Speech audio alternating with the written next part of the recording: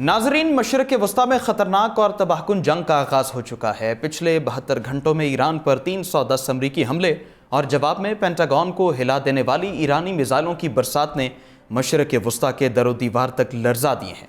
दुनिया की शहरक दबोच ली गई। ईरान ने अपने हॉर्मज़ को मुकम्मल बंद करके पूरी दुनिया की मईशत का गला घोट दिया है और इसी दौरान रूस का खौफनाक डोम्सडे तैयारा तेहरान लैंड कर चुका है। क्या वाशिंगटन और तेहरान अब एक दूसरे को सफ़ाए हस्ती से मिटाने वाले हैं? और इस जलती पर तेल का काम करने वाला इसराइल अब तेहरान की बिजली, गैस और तेल की तनसीबात पर मिलिट्री एक्शन के लिए किस बड़ी तैयारी में मसरूफ़ है? नाजरीन, बात अब बयानात और धमकियों से बहुत आगे निकल चुकी है। अमेरिका और ईरान के दरमियान जारी ये जंग अब इस हौलनाक मरहले में दाखिल हो चुकी है जहां से वापसी का कोई रास्ता नहीं बचा। सदर डोनाल्ड ट्रंप के हुक्म पर अमेरिकी सेंट्रल कमांड ने ईरान के 5 सूबों पर क़यामत ढाई, तो जवाब में ईरान ने बहरीन, उर्दन और कुवैत में मौजूद अमेरिकी अड्डों को बारूद के ढेर में तब्दील किया है। अमेरिकी फौजी हलाक हुए, कतर और कुवैत थर थर कांप रहे हैं और रूस का उड़ता हुआ न्यूक्लियर कमांड सेंटर तेहरान पहुंचकर अमेरिका को सीधी वार्निंग दे रहा है। अमेरिका ईरान मुज़ाकरात का तेजी से बदलता हुआ मंजरनामा इस व्लॉग में आपके साथ शेयर करेंगे। आप देख रहे हैं 92 डिजिटल, मैं हूं उसामा गयूर अख्तर। नाजरीन, अमेरिका और ईरान के दरमियान जारी जंग में इंतहाई हौलनाक तेजी आ गई और दोनों ममालिक ने एक दूसरे के ठिकानों पर अब तक के सबसे बड़े हमले किए हैं। अमेरिकी फौज ने ईरान के खिलाफ कार्रवाई का एक नया और बहुत बड़ा मरहला शुरू किया है, जिसके तहत पिछले 3 दिनों में मजमूई तौर पर 310 से ज़ायद हमले किए जा चुके हैं। अमेरिकी सेंट्रल कमांड ने कार्रवाई की तस्दीक करते हुए बताया कि ये हमले अमेरिकी कमांड इन चीफ सदर डोनाल्ड ट्रंप के हुक्म पर शुरू किए गए। अमेरिकी फौज का कहना है सदर ट्रंप ने ईरानी अफवाज को दुनिया के सामने जवाबदेह ठहराने के लिए इन हमलों का हुक्म दिया है ताकि ईरान की तरफ से आम बहरी जहाज़ों और मल्लाहों को निशाना बनाने की ताकत को कमज़ोर किया जा सके और अपने हॉर्मज़ से गुजरने वाले जहाज़ों का रास्ता महफूज बनाया जा सके। ईरानी मीडिया के मुताबिक इन अमेरिकी हमलों के बाद ईरान के अहम साहिली शहर बंदर अब्बास, जजीरा क़िश्म, सिरक और जासक में इंतहाई ज़ोरदार धमाके सुने गए। अमेरिकी फ़ौज ने पहली बार इस जंग में लड़ाका तैयारों और बहरी जहाज़ों के साथ साथ हवा और समंदर में खुद ही जाकर फटने वाले खुदकुश ड्रोन तैयारों का इस्तेमाल भी किया, जिनकी मदद से ईरान के फौजी रडारों, मिसाइलों और छोटी जंगी कश्तियों को निशाना बनाया गया।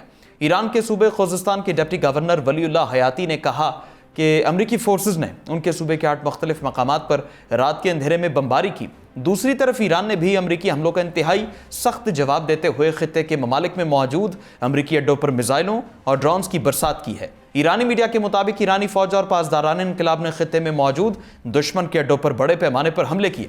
ईरानी पासदारान इनकलाब ने अपने अलग अलग बयानात में दावा किया कि उन्होंने उर्दन के प्रिंस हसन एयरबेस पर मिसाइल दागकर वहां मौजूद अमेरिकी तेल के गोदामों और बारूद के ज़खायर को आग लगा दी है, जबकि बहरीन के शेख ईसा एयरबेस पर भी हमला करके अमेरिकी फौज के हेलीकॉप्टर्स और ड्रोन कंट्रोल रूम को निशाना बनाया है।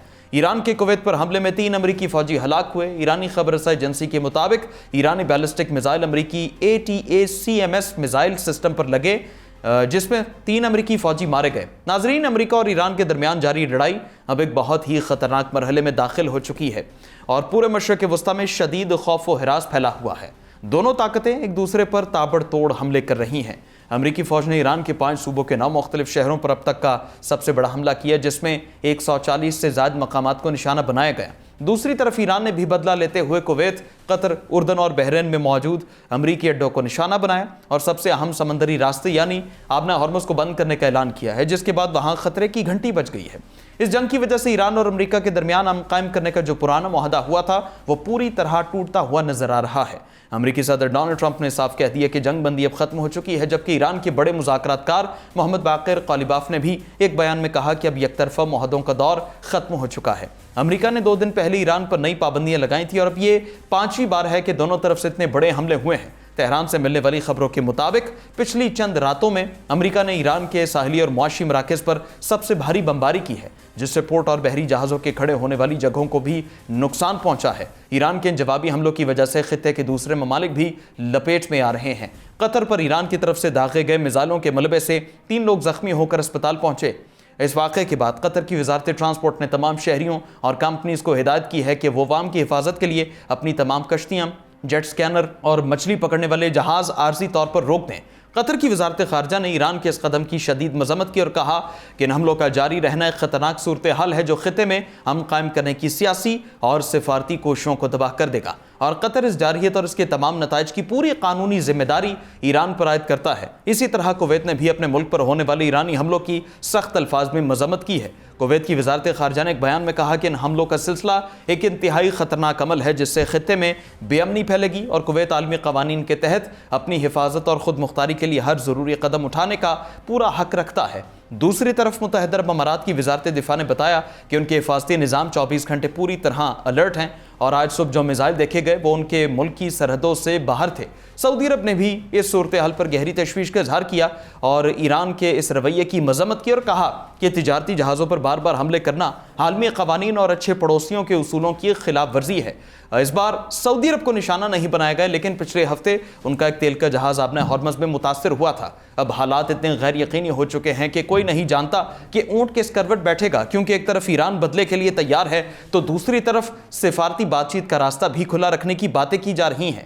ناظرین، امریکہ اور ایران کی بڑھتی کشیدگی پر اسرائیل کس طرح جلتی پر تیل کا کام کر رہا ہے، یہ بھی آپ کو بتاتے ہیں۔ اسرائیلی سیکیورٹی اداروں کا اندازہ ہے کہ امریکہ اور ایران کے درمیان جاری سفارتی کوششوں کے نتیجے میں حتمی معاہدے تک پہنچنے کے امکانات انتہائی کم رہ گئے ہیں۔ اسرائیلی میڈیا کے مطابق اسی خدشے کے پیش نظر اسرائیلی فوج نے اپنی عسکری تیاریوں میں اضافہ کرتے ہوئے ایران کے خلاف ممکنہ کارروائی کے منصوبوں کو مزید وسعت دی ہے۔ اسرائیلی میڈیا نے سیکیورٹی حکام کے حوالے سے رپورٹ کیا ہے کہ حالیہ فوجی کشیدگی اور دونوں ممالک کے درمیان حملوں کے تبادلے کے بعد واشنگٹن اور تہران کے درمیان مذاکرات کی کامیابی کے امکانات نہ ہونے کے برابر رہ گئے۔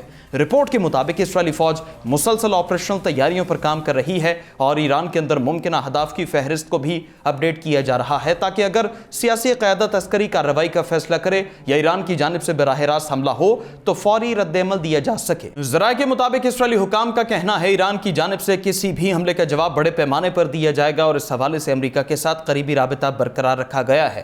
اسرائیلی اخبار معارف نے اپنی رپورٹ میں دعویٰ کیا کہ فوج نے ایران کے بنیادی ڈھانچے پر وسیع حملوں کا منصوبہ تیار کیا۔ ان منصوبوں میں تیل و گیس کی تنصیبات، بجلی گھر، صنعتی مراکز اور نقل و حمل کے اہم نیٹ ورک ممکنہ اہداف میں شامل ہیں جنہیں گزشتہ کارروائیوں کے دوران نشانہ بنایا گیا تھا۔ اسرائیلی فوج تمام ضروری تیاریاں مکمل کر چکی ہے اور سیاسی منظوری ملنے پر پہلے سے زیادہ وسیع اور مؤثر کارروائی کی صلاحیت رکھتی ہے۔ امریکی اور اسرائیلی حکام کے مطابق خطے میں کسی بھی بڑی عسکری کارروائی کے دوران دونوں ممالک کے درمیان مکمل رابطہ برقرار رکھا جائے گا، خصوصاً ایسے وقت میں جب مشرق وسطیٰ میں امریکی فوج کی بڑی تعداد موجود ہے اور آبِ ہرمز میں کشیدگی بھی برقرار ہے۔ دوسری جانب واشنگٹن اور تہران کے درمیان سفارتی رابطے بھی بدستور غیر یقینی صورتحال سے دوچار ہیں۔ رپورٹ کے مطابق امریکی صدر ڈونلڈ ٹرمپ کی جانب سے گزشتہ جون میں ایران کے ساتھ طے پانے والی مفاہمتی یادداشت کے خاتمے کے اعلان کے بعد دونوں ممالک کے درمیان مذاکرات کی بحالی کے امکانات مزید کمزور ہو گئے۔ ادھر ایران کا موقف ہے کہ وہ فوجی دباؤ کے سامنے نہیں جھکے گا اور جب تک امریکی اور اسرائیلی کارروائیاں جاری رہیں گی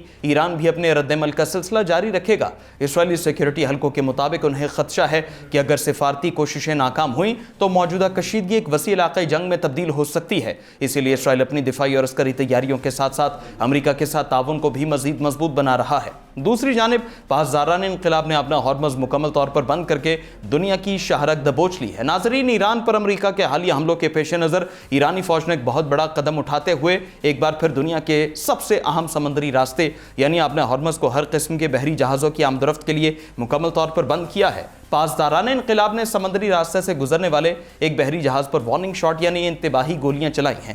ایرانی فوج کہتی ہے کہ وہ بحری جہاز ایک ایسے راستے سے گزرنے کی کوشش کر رہا تھا جس کے استعمال کی اجازت نہیں تھی۔ ایرانی حکام نے بتایا کہ گولی چلنے کے بعد اس جہاز نے آگے بڑھنا روک دیا تھا۔ پاسداران انقلاب نے اپنے بیان میں واضح طور پر کہا کہ باہر کی طاقتوں کی غیر قانونی مداخلت کی وجہ سے پیدا ہونے والے خطرات کو دیکھتے ہوئے آبِ ہرمز کو اگلے حکم تک بند کیا گیا ہے اور جب تک خطے میں امریکہ کی مداخلت ختم نہیں ہو جاتی کسی بھی چھوٹے یا بڑے تجارتی اور جنگی جہاز کو یہاں سے گزرنے کی اجازت نہیں دی جائے گی۔ امریکہ کے مسلسل حملے، روس نے اپنا ڈومز ڈے کمانڈ سینٹر طیارہ تہران بھیجا ہے۔ روس کے اس جدید طیارے کو تہران بھیجنے کا مقصد کیا ہو سکتا ہے، اس بارے میں آپ کو بتاتے ہیں کہ ناظرین، امریکہ کی جانب سے ایران پر کیے جانے والے مسلسل حملوں کے بعد روس مبینہ طور پر کھل کر ایران کی مدد کے لیے میدان میں آتا ہوا دکھائی دے رہا ہے۔ میڈیا رپورٹس میں دعویٰ کیا گیا کہ روس نے اپنا سب سے خاص اور جدید ترین ڈومز ڈے فوجی طیارہ جسے TU-214PU کہا جاتا ہے اس کو تہران بھیج دیا ہے۔ ناظرین، ڈومز ڈے طیارے کو اڑتا ہوا کمانڈ سینٹر بھی کہا جاتا ہے۔ یہ روس کا وہ